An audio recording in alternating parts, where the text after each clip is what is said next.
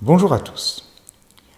L'euro étant de l'argent dette, nous avons vu dans la vidéo précédente que pour créer les nouveaux euros dont l'économie a besoin, il faut que quelqu'un s'endette. Les particuliers et les entreprises ayant déjà fait le plein de dettes, l'État doit prendre le relais et s'endetter toujours davantage pour que l'économie réelle ne s'arrête pas brutalement, faute de carburant.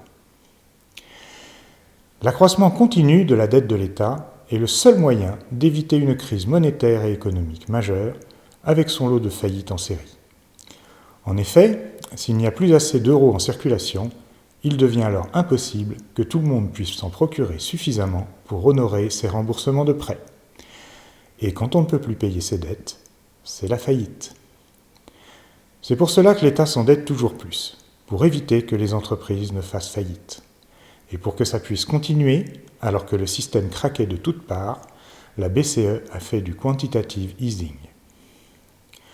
Maintenant, une grande part de la dette de l'État français est détenue par la BCE, et cette part ne cesse de croître, ce qui inquiète les observateurs à juste titre. La dette totale de la France s'élève à environ 3 000 milliards d'euros, dont environ 800 milliards qui proviennent du quantitative easing. La France doit donc 800 milliards à la BCE. Que se passera-t-il quand la France sortira de l'euro? Vous allez voir, c'est tellement simple et évident que ça ressemble à de la magie. On a vu dans une autre vidéo qu'il y a des euros français et des euros banque centrale. Les euros du quantitative easing, ce sont des euros français, puisqu'ils sont créés et utilisés en France. Ils proviennent donc de la Banque de France. Et ils deviendront des francs. La dette totale de l'État français sera donc libellée en francs. Et une partie de cette dette sera détenue par la Banque de France. La Banque de France, d'une certaine manière, appartient à l'État français. Donc, l'État français devra de l'argent à la Banque de France qui lui appartient. C'est comme s'il s'était prêté de l'argent à lui-même. Dans la comptabilité publique, il y aura une ligne avec 800 milliards au débit et 800 milliards au crédit. Solde 0. Un trait de plume et c'est fini. Abracadabra. L'effet est exactement le même que pour de la monnaie issue de la planche à billets. Et quand on y pense, ça n'a rien d'étonnant parce que le quantitative easing, c'est de la planche à billets. Mais comme les traités interdisent formellement cette pratique en zone euro, on a maquillé cet argent magique pour le faire passer pour de la dette.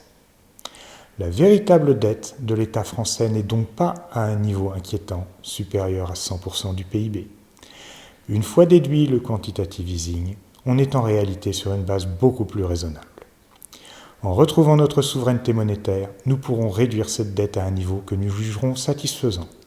Ce sera assez facile dans le fond, parce que nous pourrons mettre en œuvre une politique monétaire favorable à notre économie. Et nous n'aurons plus à financer l'Union européenne qui pille chaque année une partie de nos richesses. Enfin, point crucial, la planche à billets sera à nouveau disponible. Et c'est important car on en aura besoin pour ne pas ralentir l'économie réelle qui aura retrouvé sa croissance. Si ce bref exposé vous a plu, vous pouvez mettre un pouce bleu, partager cette vidéo et vous abonner pour ne pas rater les prochains épisodes. À bientôt, merci.